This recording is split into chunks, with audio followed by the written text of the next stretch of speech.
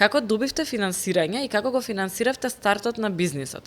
Тоа е секогаш интересно. Ние мислиме дека најчесто опција ни е кредит, што е една од опциите. Ако имате добра бизнис идеја, можете да земете кредит. Меѓутоа, онаа фаза на тестирање додека да стигнете до некаков производ и слично, како тоа го финансиравте? Тоа ме интересира.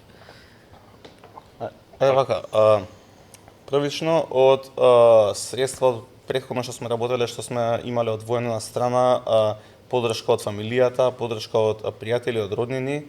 На почеток почна така, кредити не се за почетна фаза, тоа е мојот став.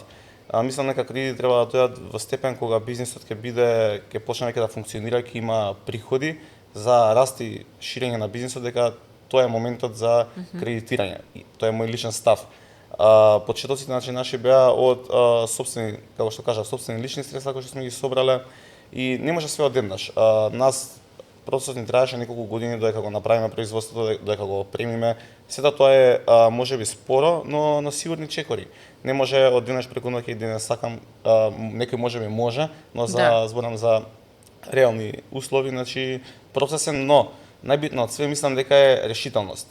Да се постави цел, направиш анализа, поставиш цел што сакаш да постигнеш и одиш напред.